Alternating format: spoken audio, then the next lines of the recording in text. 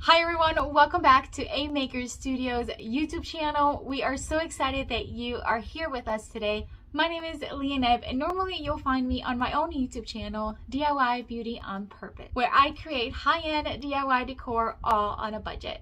I'm so excited to be back here again. I have for you a really exciting and really fun DIY that requires some power tools, but don't be afraid, it's very easy. Before I get to the actual DIY, I always like to go over all the supplies and items that I'm going to be using on the DIY. That way you can take notes and hopefully recreate yourself at home. So the stencil that we are going to use today is this beautiful floral mesh reusable stencil. It is beautiful and it is like a good size too. I'm going to open it for you so that you can just see a little closer what a mesh stencil is if you've never used it. So it's vinyl stencil and it's mesh, and it has, you see, it has where there's like a mesh in the areas where there's white. You can hear it. Listen. See, it's like a mesh and it's really cool to use, and I'll show you how I'm going to use it with this project. The other thing we're going to be using is the Amy Howard at Home one-step paint, and this is the English Boxwood. It's a beautiful green, one of my favorites. We're going to use that. We're also going to be using a piece of scrap wood. This is a 2x6, I believe, and it's an old piece. I love old pieces of wood, and we're going to use it to create a plant stand. And we're also going to be using some old legs from an old table that I just kept because they're just solid wood and they're just such good quality. And I have 4 of them, which is great. And we're going to cut them, and I'm going to show you how I'm going to do that. But if you don't have legs like these, of course not everyone's going to have them. You can always use something like this. They sell these dowels at the hardware store. They also sell them at craft stores. So you can always get one of these. They're about 36 inches long, and you can always cut them into 4 pieces. So that's an option for you as well. And finally, we're also going to be using the gel art ink from A Maker Studio, and this is the Well I Declare. It's just a white tone. I love using their gel art ink, and this is going to be so that we can stencil. So let's get to it. I want to start measuring and cutting so that we can get these, all the legs the same size before we cut. So what I'm going to do is I'm going to grab my square here, and I am going to measure. I'm going to measure from this end, and this is just because it has such an unique shape. It's a beautiful shape, but it just cannot work with what I'm doing today. So now what I'm going to do is I am going to measure from this end to about, I want to have it about 7 inches. Yeah, I think that looks good. So from this end, I'm going to mark 7 inches, and then I'm going to make a mark right here.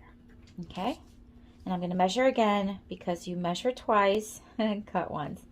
Yep, that's good. All right, so I'm going to do the same thing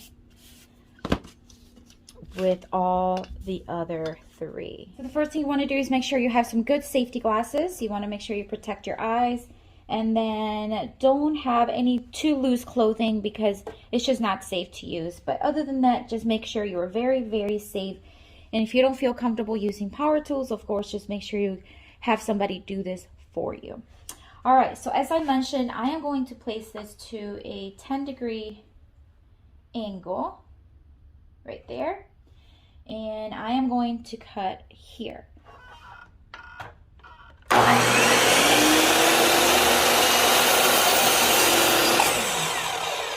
Alright, so that first piece is cut. Now I have a nice cut there. And now I am going to cut the top where I placed the mark. Here it is.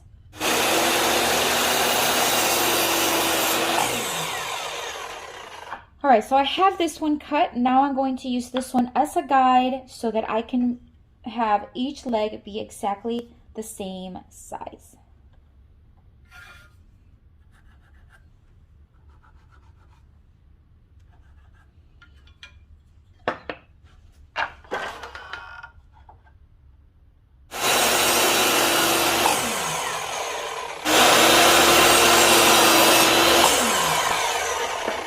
So now we are going to take the piece of wood, and I don't know if you can see it, but I do have like a little, it's like an uneven up here. It's just how the wood is right now.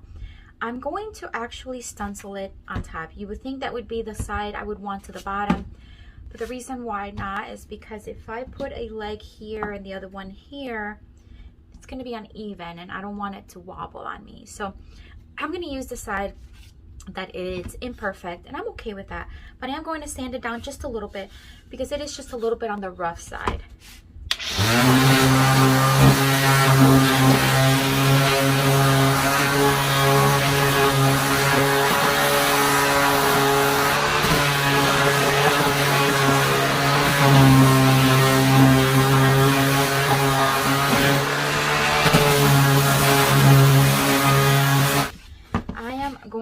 To mark where I want to pre-drill some holes so that we can get the legs in there. What I'm going to do is I'm just going to draw lines and just going to eye it out, but it's going to be about maybe about a ½ inch, and I'm going to just draw them all around.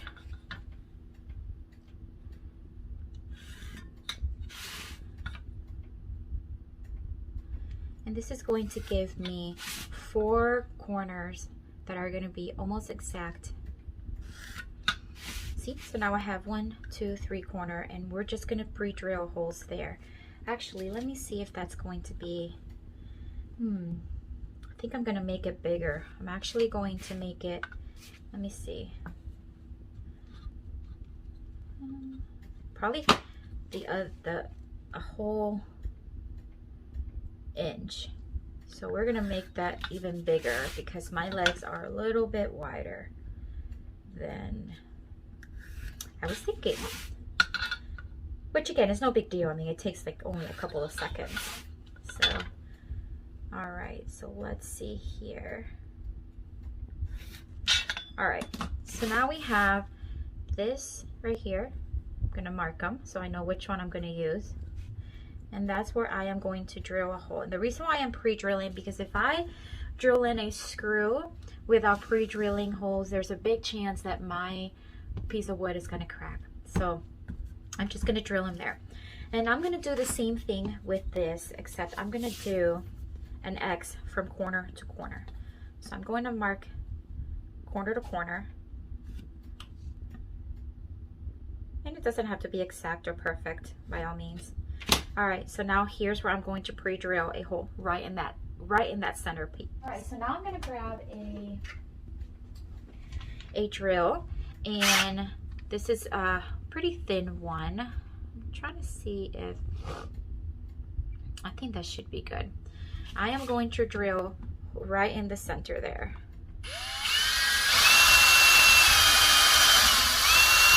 Okay, just right where that X met.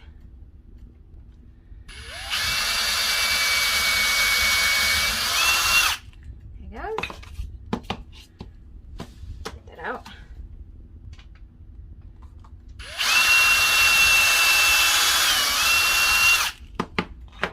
And then this one.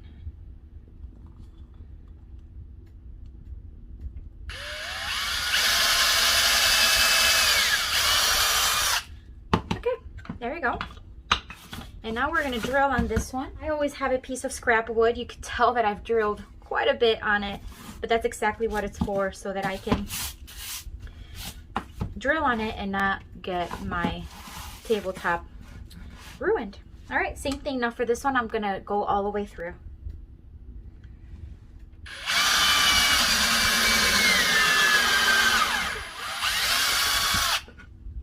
There it goes.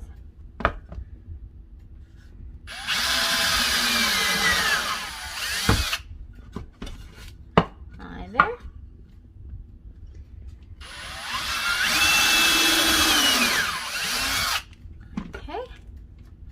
And now this one.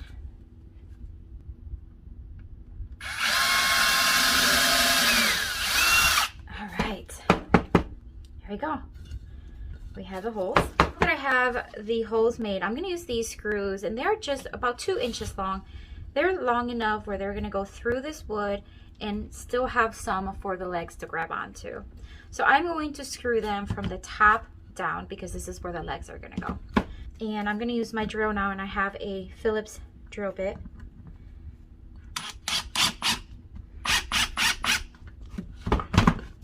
So he's how just poking through the other side. That's what I want to see.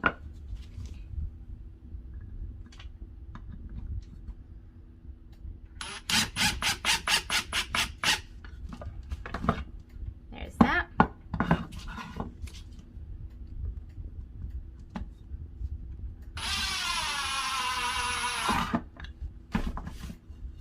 Then I'm going to do this one.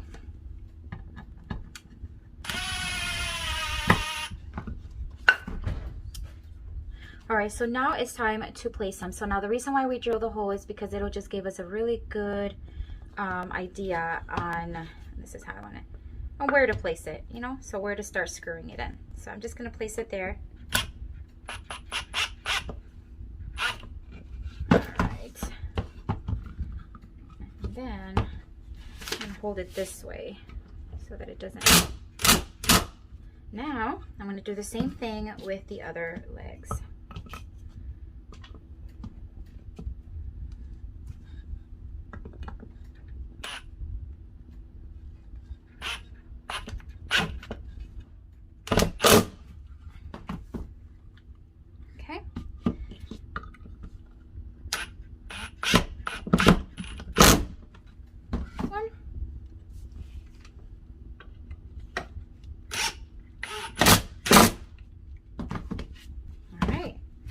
How cute that is.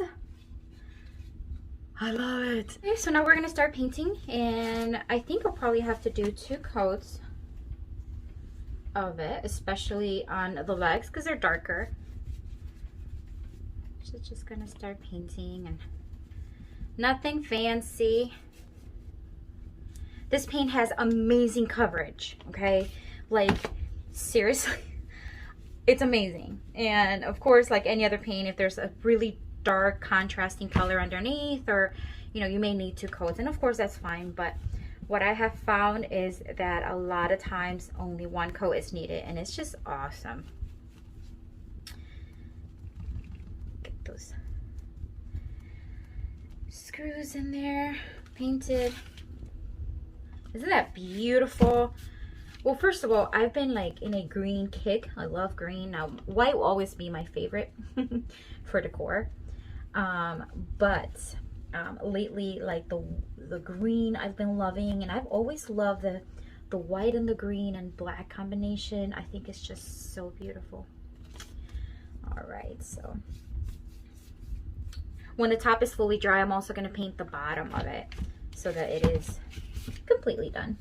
All right, I have the first coat done. I'll likely do a second one, and then I'm gonna flip it around and paint the bottom, and then we're gonna get to the stenciling. All right, I have these little felt pads that I get at the dollar store, and they come in different sizes, but I'm gonna grab the smaller ones, and I'm just going to place 1 under each leg, and that way it's going to not scratch any floors or anything like that. So I'm just gonna place it right in the middle of each egg, just like that. You know, you can find similar ones at the hardware store or Walmart or other places too, but I mean, for $1, actually now it's $1.25. Such a great deal still. All right, so I'm going to place 1 under each leg. There you go. And now I'm going to distress lightly the I say lightly, but not too lightly. I want it to have a very farmhouse look, so I'm going to distress the top and some of the legs, and I'm going to use my palm sander because I do like a heavy distress, but you can certainly use a sanding block like this one, where you can just start sanding, you know, the corners and things like that, and you can still get a good distress look. But I just like the heavy distress, so I'm going to use my palm sander.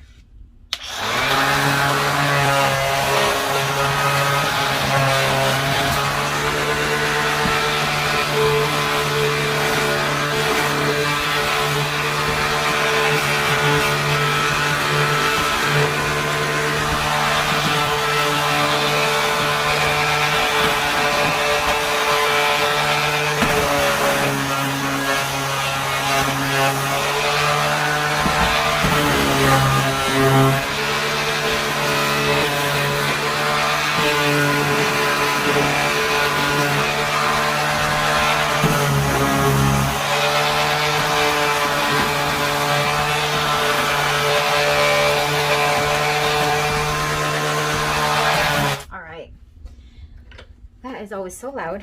All right, so I'm just gonna remove a lot of that dust. And doesn't that look cool? Not only do you get this dress, but you also have like that lighter green color. I love stuff like this. I love the things that are making things look like they've been around and they have a story and history, and I just really, really love it. Okay. All right, so now it's time to start stenciling. And I want to make sure it's really, really dust free. So we're going to grab our stencil. We're also going to grab a little plate here, and we're also going to need the squeegee. And I'm going to take the Well I Declare white gel ink. We're just going to place some on there, and then we're going to get started. So it's really easy. You just remove it from the back, and you reveal the nice brand new stencil. Are always so satisfying. All right, so I'm gonna do it this way, and we're just gonna start doing it. I'm gonna start here and kind of get it in there, and then smooth it out as best as I can. The beautiful thing about reusable stencils, you can wash them and reuse them. I can never get tired of the wonderful feeling of having a reusable stencil. All right, so I can see that like right where that lip is probably not gonna get any ink, and I'm fine with that. I'm okay with that. So, all right, let's start stenciling. You just need a little bit.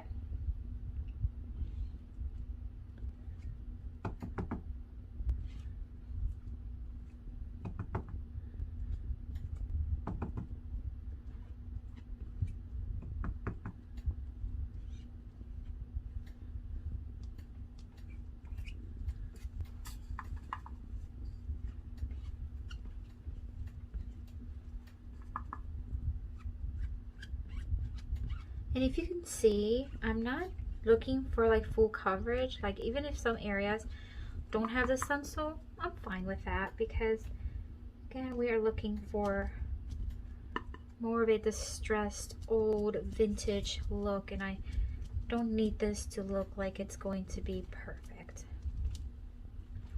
Okay, I think I'm actually okay with that. Let's remove it.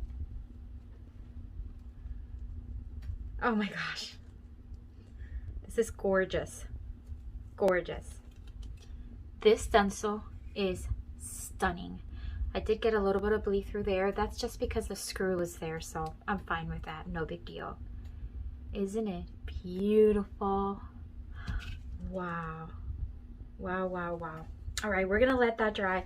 I'm gonna wash the stencil. It is recommended that you wash the stencil right after you use it, and let it air dry. So I'm gonna let that dry and clean this up. I'm gonna take my sanding block, and I'm just gonna lightly sand over this stencil, just so that it just distresses a little bit and it just blends in a little bit more with the board, or with the stool.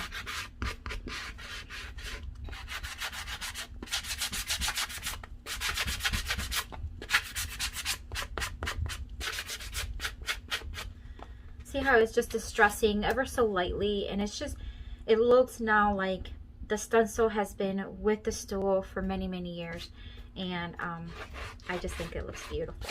All right, that's it. I'm going to dust it. So now I'm going to spray it with a top coat, and this is just going to allow it to seal everything, because if I put a plant on there and I water the plant, it's going to get water on it. So I just want to make sure everything is sealed, and it's not going to go anywhere.